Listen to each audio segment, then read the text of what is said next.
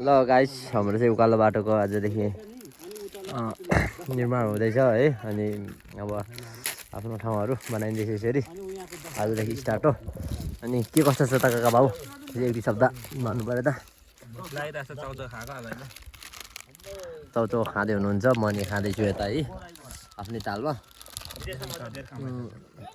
अनि चाटी खाँदैछु। अनि यसरी हामी यता हाम्रो अध्यक्ष बाटोको अनि यता उहाँहरू मामाहरू हुनुहुन्छ है, रेस्ट हुँदैछ अहिले खाजा खाने टाइम। के गर्नु यस्तै छ, चाउचाउ खाइ हुँदैछ। गाह्रो छ गाह्रो छ, के गर्नु, गर्नै पऱ्यो। आफ्नो ठाउँ गाउँ बनाउनै पऱ्यो होइन। श्रमदान पनि हो अलिकति के भन्छ अलिकति यो बाटोको अब आफूहरू हिँड्ने होइन, सधैँ खुट्टातिर हिँड्ने यसो उकालो बाटोहरू निर्माण हुँदैछ।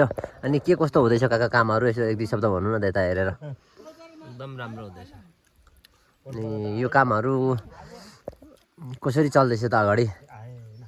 ढुङ्गा बोकेर, माटो बोकेर, ढुङ्गा बोकेर, ढुङ्गा पल्टाएर। यो काम गर्नु ठिक हो कि होइन त्यति भन्नु त। अब राम्रो सोच्नेलाई ठिक, नराम्रो सोच्नेलाई बेठिक। हजुर यस्तै छ अझै खै यस्तो छ है।